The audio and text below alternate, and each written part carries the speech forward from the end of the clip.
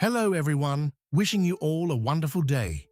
Today, we're going to explore a touching story of love and sacrifice in the heart of the rainforest. When a simple Women's Day gift, earned through sweat and hardship, became proof of a bond stronger than any storm. If you enjoy this video, don't forget to subscribe to the channel so you won't miss the next ones. Morning settles softly over the rainforest, and behind the house, Diep stands in her little garden with the first light touching her face. The sun, on March 8th, 2026, spreads through the trees in thin golden beams, warming her skin as she looks into the camera of her old phone and smiles. It is International Women's Day, but the morning still feels like any other in the life she knows, quiet, practical, and full of work waiting to be done. For a passing second, a thought slips into her mind. Maybe James will come home early today. Maybe, just this once, the endless pull of his CEO life will loosen its grip and bring him back sooner. But she lets the thought go as quickly as it comes. There is no room to stand still inside a life like this. She turns back to the garden and gets on with what matters. There are tubers to dig up, plans to make, and always something that needs fixing or buying. She wants to get 10 more pigs soon, hoping that one small step at a time, the little patch of land that feeds them might grow into something steadier, something that gives them a little more breathing room. Her hands move fast through the damp soil, pulling up the small roots one by one. Each one is humble, nothing special to look at, but to her they mean food, money, maybe even a little progress. The bamboo basket beside her is old and split, cracked open from years of being carried through mud, rain, and hard work. She looks at it and sighs. Another thing to replace, another cost to think about. Still, she keeps going. The tubers may be small, but once they are cooked, she knows they will turn sweet and filling. Enough for a meal, enough to keep two people going. She glances toward the forest, toward the thick wall of trees where James could be working somewhere out of sight. And something tightens gently in her chest. Their love is not the kind that makes noise. It does not live in fancy words or big promises. It lives in work shared quietly, in endurance, in the unspoken understanding that each day they keep choosing this life together. Survival weighs heavily, always, but hope still finds a way in, like sunlight cutting through a storm. Diep closes her hand around the roots she has gathered and steps forward with the same stubborn determination that has carried her this far. Whatever comes, she will protect the fragile home they have built in the middle of this wild place. Later, deeper in the rainforest, she moves along the narrow ground with practiced steps, a hoe balanced over her shoulder. Her eyes sweep the forest floor, searching for fresh bamboo shoots pushing up through rotting leaves and dark soil. The air is damp and heavy. Every breath tastes like wet earth. Each time her tool strikes the ground, the scent rises stronger. She checks each shoot carefully, quietly judging its worth. Some are small but good, the kind that will be sweet once cooked. 2 large ones are worth keeping. Another is ruined by worms, and she tosses it aside. One more looks impressive from a distance, but it is too old, too tough, not worth carrying home. As she works, her mind keeps counting. How much can these sell for? How close will it get her to buying pigs, or a new basket, or just a little peace of mind? In a place like this, every handful of food has a number attached to it. Every trip into the forest is part hope, part calculation. Then everything changes. The sky darkens so quickly it almost doesn't feel real. One moment the forest is heavy and still, and the next it is shadowed under a ceiling of black clouds. The first raindrops strike hard through the canopy. Then the storm opens all at once. Rain crashes down in sheets, pounding the leaves, hammering the ground, turning the path into slick brown mud within minutes. Water starts rising fast. Diep feels her pulse jump. She knows this forest well enough to understand what comes next. If the stream swells too much, the path home could disappear under flood water. That single thought is enough to send fear flashing through her body. She stops choosing carefully and starts grabbing whatever she can. The basket is still broken, awkward in her hands, but she stuffs the harvested shoots into it anyway.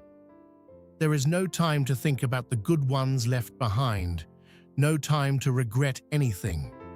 Promising shoots stay in the ground. The storm decides what she gets to keep. Her clothes are soaked in seconds, clinging cold and heavy to her skin. Thunder rips across the sky, loud enough to shake the air inside her chest. And in the middle of all that panic, she thinks of James. Is he caught in this too? Is he somewhere under these same trees, trying to get back? Fear and frustration twist together, but survival takes over before anything else can. Diep runs. Her breathing turns rough. Her feet slip through the mud, and every step feels like a fight against the forest itself. She heads for home with only one clear goal in mind: to reach the little house where there is warmth, shelter, and the man who makes this difficult life feel possible. The storm is more than just rain. It is a reminder of how easily everything they have can be threatened, how vulnerable their life really is in a place that gives and takes without warning. By the time she reaches the house, she is drenched from head to toe. Water drips from her hair. Her clothes are plastered to her skin.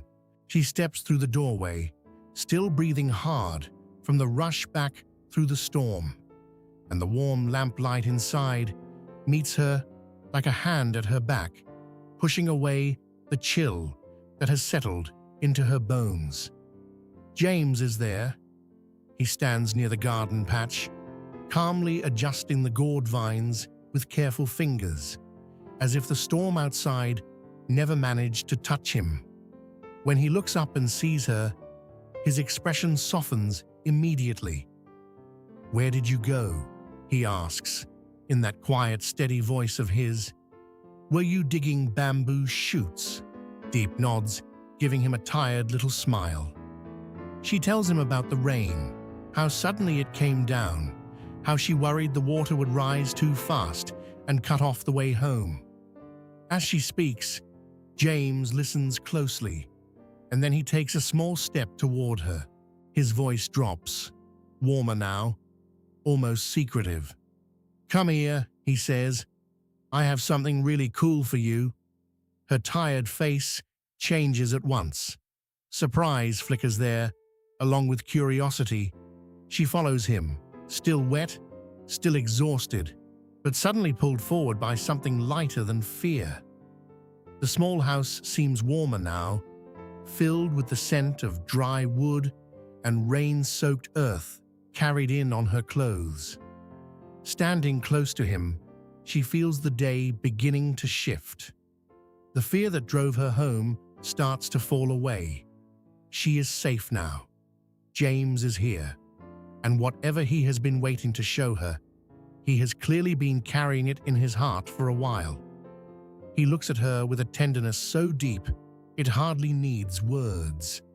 Then he smiles, a playful spark in his eyes. "Close your eyes." Diep gives him a skeptical little look, but she obeys. "Okay," he says softly, "open them." When she does, she freezes. In his hands, is a brand new pair of shoes. For a moment, she just stares. They look so clean, so new, so completely out of place against the roughness of everything around them. James holds them out to her, and his voice is calm and steady as he explains where they came from. He bought them with money he earned himself, not from his CEO's salary, not from comfort or easy wealth, but from digging bamboo shoots and selling them. The same kind of work she had just been doing, the same muddy, exhausting labor, the same sweat, the same aching hands. Her fingers rise slowly to touch the shoes, and the softness of the leather sends a tremor through her. In that instant, she understands what this means. He went into her world. He stepped into the same hardship she carries every day, and he did it so he could place this gift in her hands on March 8th. Not because he had to, because he wanted to. Tears rush into her eyes before she can stop them. Not because of the shoes themselves, but because of what they hold. His effort, his care, his quiet decision to love her in the language she knows best. Through sacrifice, through work, through action, instead of display. James just stands there watching her, open and patient, his happiness resting entirely in her reaction. And in that moment, the shoes become more than a gift. They become proof that he sees her completely and that he is willing to walk beside her on the hardest road. Diep's eyes stay fixed on the shoes, as if looking away might somehow break the moment. She holds them carefully, almost reverently, as though they carry something delicate and alive. In a way they do. They carry the proof of his effort, the weight of the hours he spent in the forest, the mud on his feet, the strain in his back, the quiet choice he made to do this with his own hands. For a long second, neither of them says anything. The rain outside has softened now, no longer a violent roar, but a fading whisper beyond the walls. Inside the house, all that remains is the stillness between them, full and warm. At last, Diep slips her feet into the shoes. They fit perfectly. She looks down, then back up at him, amazed. "They're beautiful," she says softly, her voice barely above a whisper. But almost immediately, she shakes her head and lets out a small, emotional laugh. "I don't want to wear them yet." Her clothes are still wet, still stained with mud and the smell of the forest after rain. She glances down at herself and then back at the shoes, as if afraid that even touching the ground in them right now would be too rough, too careless for something given with this much love. James notices where her eyes go. He reaches out and lightly brushes her sleeve, damp beneath his fingers. "Look at you," he says, teasing gently. "You're still soaked, and your clothes smell like wet earth too." There is no criticism in his voice, only affection. That quiet, familiar warmth that always makes her feel seen instead of judged. Diep looks at him, with tears still clinging to her lashes. "You really didn't have to do this," she tells him. "It's too much trouble. You already bought me other pairs before. We still have them." James meets her gaze without hesitation. His expression is calm, but his voice is low and deeply sincere when he answers. "I wanted to give you something special, something I earned with my own hands." He pauses for just a moment, then continues, even softer. "And because it's March 8th, I want to wish you to stay as beautiful as you are now, to become even more beautiful every day, and to always stay by my side, always love me." The words go straight through her, not in a dramatic way, not like something rehearsed or polished, but with the kind of honesty that leaves no room to hide from feeling. Diep's tears spill over at once, warm against her cheeks. There is no sadness in them. What she feels is too full for that. It is joy so complete it almost hurts, the kind of tenderness that presses right against the heart until it aches. James does not offer some grand performance. He does not need to. He stands there with open hands and tired fingers, with a gift earned through labor and a wish spoken plainly, and somehow that is more powerful than anything money could buy. In this life, in this forest, in this small home they have built together, love is not measured by luxury. It is measured by presence, by sacrifice, by the simple decision to keep giving. Diep steps forward and wraps her arms around him. The moment she leans into him, the last of the cold leaves her body. She feels the steady warmth of his chest, the solid reassurance of his arms around her, and something inside her finally unclenches. The storm, the running, the fear of rising water, the exhaustion in her muscles, all of it starts to dissolve in that embrace. Time seems to slow down. The forest outside fades into the background. For a little while, there is nothing in the world but the two of them, standing close in the quiet, holding onto something stronger than hardship. Not long after, the rain stops completely. Sunlight returns through the window, bright and clean, filling the house as if the storm had never happened. It catches on the wet floor, on the wooden walls, on the edges of the new shoes still in Diep's hands. She turns toward the doorway and smiles when she sees the world outside glowing again, fresh and washed clean. "Is there a big stream nearby?" she asks, suddenly lighter. "Let's go swim for a bit. Relax a little. The sun is so nice now." James nods right away, his face brightening with hers. "There is," he says. "Not far, just a short walk." Diep moves quickly now. She changes into dry clothes, grateful to peel away the ones that still cling damply to her skin. Then she gathers up the dirty laundry. There is no clean water at home today, so if they are going to the stream, they might as well make use of it.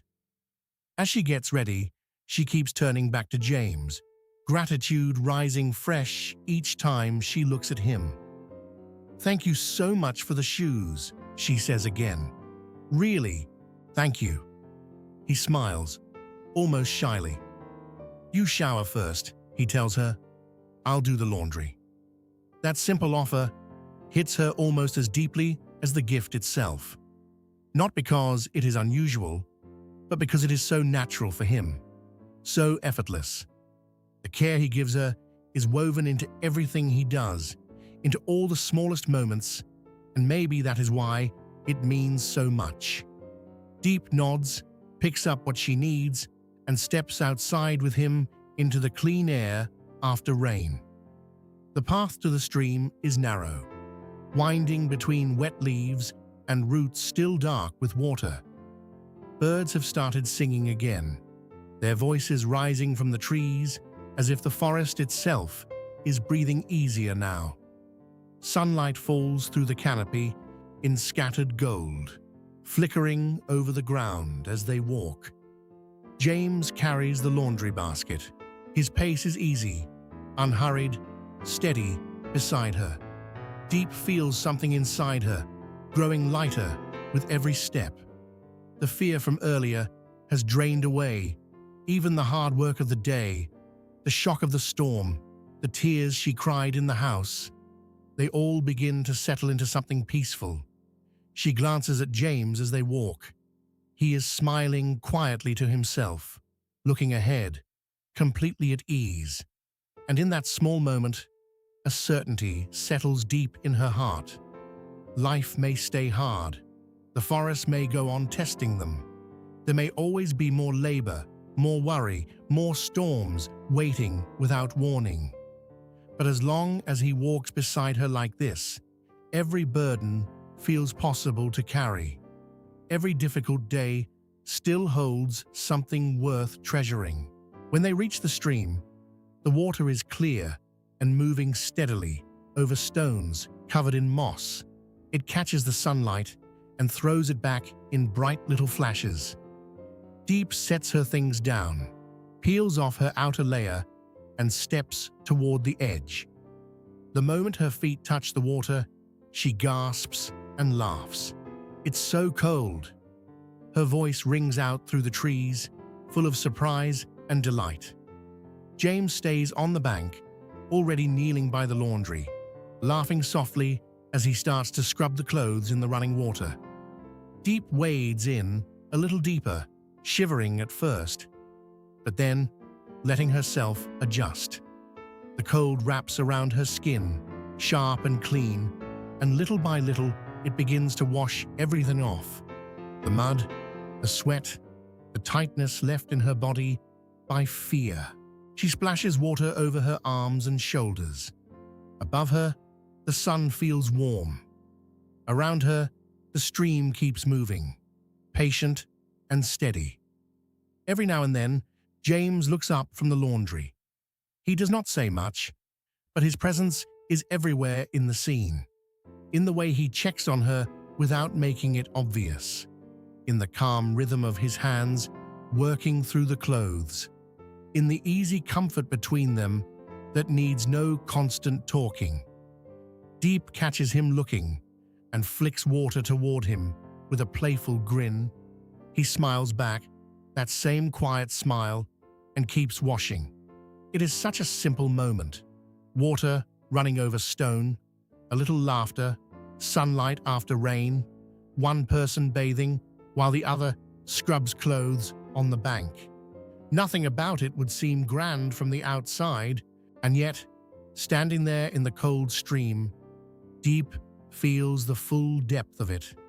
Her mind drifts back through the day, the dark sky rolling in, the panic of the storm, the desperate run home through rising water, the warmth of the house, the shock of seeing the shoes in his hands, the honesty in his voice when he told her why, the way he wished for her beauty, her presence, her love.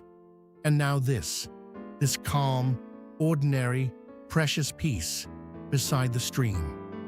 She realizes again that their love does not live in showy moments. It lives here, in shoes paid for with hard labor, in a Women's Day blessing spoken from the heart, in one person carrying the laundry while the other catches her breath, in all the stubborn, faithful little acts that say, I am here, I see you, I choose you. The cold water raises goosebumps along her skin, but inside, she feels only warmth. James remains on the shore, hands busy, eyes never far from her. There is something deeply anchoring in that, something that steadies her all the way down. No matter what storms come next, no matter how rough the forest becomes, they will meet it together, step by step, hand in hand, heart to heart. The stream rushes on, carrying away the weight of the day, and leaving behind only one clear, shining truth. Their tomorrow is something they will face together.